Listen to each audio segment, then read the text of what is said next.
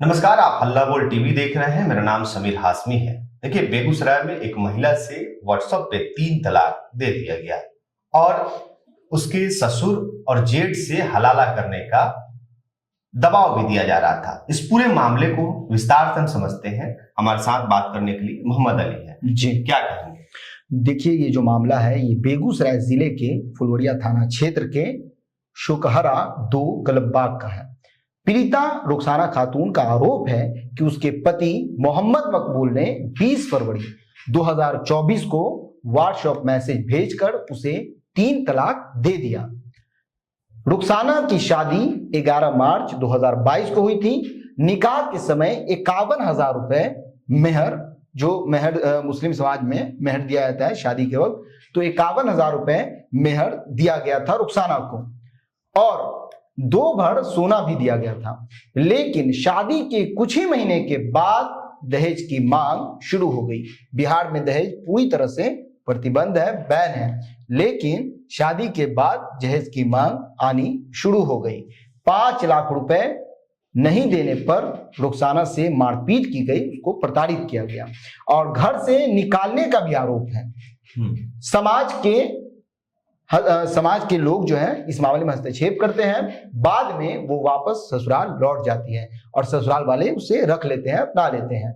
लेकिन दिल्ली ले जाकर उससे और उसके परिवार से लगातार पैसे वसूले गए। रुखसाना का दावा है कि अब तक 16 से 17 लाख रुपए उससे वसूल लिए गए हैं। ये जो पैसे वसूले गए हैं ये जहेज के नाम पे वसूले गए हैं कि तुम जहेज दो।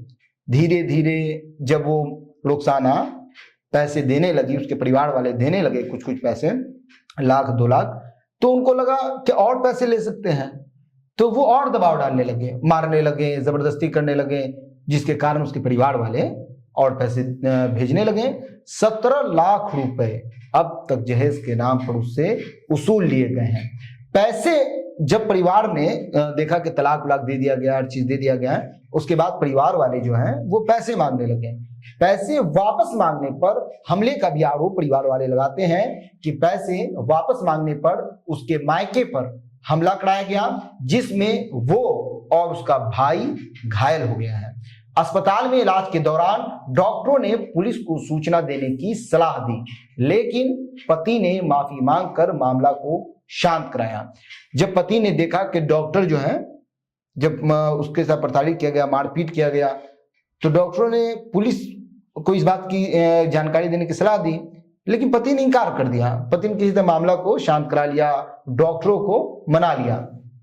शांत कराने के बाद जून 2023 में बेटे के जन्म के बाद प्रताड़ना और बढ़ गई। जब रुखसाना ने बेटे को जन्म दिया जून में 2023 में, तो पीड़िता का आरोप है कि पति ने फोन पर अभद्र भाषा का इस्तेमाल किया और देह व्यापार में धकेलने तक की बात कही। जब उसने साथ रहने की इच्छा जताई तो कथित तौर पर ससुर या जेठ के साथ हलाला करने की शर्त रखी गई। जब तलाक दिया जाता है तो तलाक के बाद एक हलाला जो प्रथा, गलत प्रथा है, उसको फॉलो करने की बात की गई कि आप तलाक के बाद हलाला करा ली ससुर या जेठ से। इस तरह का आरोप जो है महिला लगा रही है। 3 तलाक कानून के बाद भी डर है। 3 तलाक जो है ये पूरी तरह से प्रतिबंध है। बेगूसराय में व्हाट्सएप तलाक से पूरी तरह से पूरे बेगूसराय में इस मामला के बाद हड़कंप मच गया है। रुखसाना का दावा है कि 17 मार्च 2024 को पति ने मैसेज कर दूसरी शादी करने की जानकारी दी थी। साथ ही देवर द्वारा जान से मारने की धमकी देने का भी आरोप लगाया है।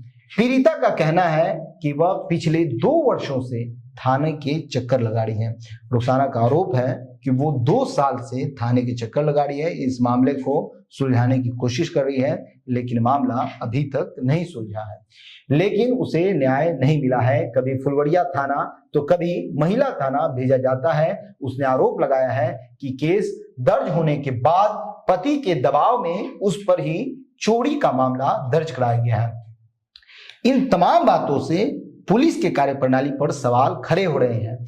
उसके वकील अभिषेक जायसवाल का कहना है कि गंभीर धाराएं नहीं लगाई गई और मामले में लापरवाही बरती गई है। वहीं राष्ट्रीय महिला आयोग की सदस्य ममता कुमारी ने बताया है कि मोबाइल पर 3 तलाक देने का मामला संज्ञान में ले लिया गया। महिला आयोग की जो सदस्य हैं ममता कुमारी, उनका कहना है कि वार्ड 24 जो तलाक दिया गया है ये मामला दर्ज कर लिया गया है और संबंधित पुलिस पदाधिकारी से रिपोर्ट तलब की गई है। पुलिस ने 2 दिन का समय मांगा है। उन्होंने और कहा है कि समाज में जागरूकता की कमी है। पुलिस ने कहा है कि समाज में इन तमाम मामलों में जागरूकता की कमी है, पुलिस तक लोगों को जाना चाहिए। लोग पुलिस तक नहीं जाते हैं, काम नहीं हो पाता है। इस तरह पुलिस का कहना है। अरे कहाँ किस हद तक सही है किस हद तक नहीं है वो तो रिपोर्ट आने के बाद ही पता चलेगा, ये तो आरोप है। जागरूकता के बिना कुछ नहीं होने वाला है, इसीलिए लोगों को जागरूक होना है।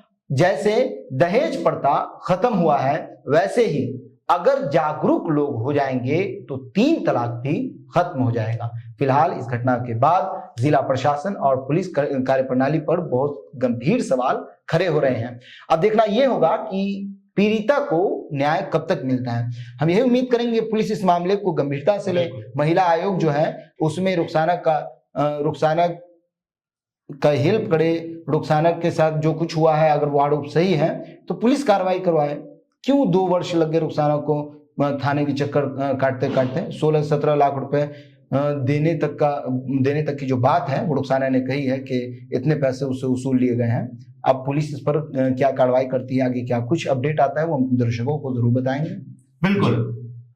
देखिए कैसे कोई इंसान जो है इतना हैवान कैसे हो सकता है, अपनी ही पत्नी के साथ इतना मारपीट करना और पैसे मांगना दहेज के नाम पर, और उसके बाद पैसे नहीं देने पे प्रताड़ित करना, मारपीट करना। ये मामला लगभग सालों से चलते आ रहा है। अब जो है पुलिस इस मामले में आई है। अब देखना यह है कि कब तक उस पीड़िता को न्याय मिलता है। आपका क्या कुछ प्रतिक्रिया है पूरे मामले पे? कमेंट बॉक्स में हमसे साझा कीजिए। बहुत बहुत धन्यवाद।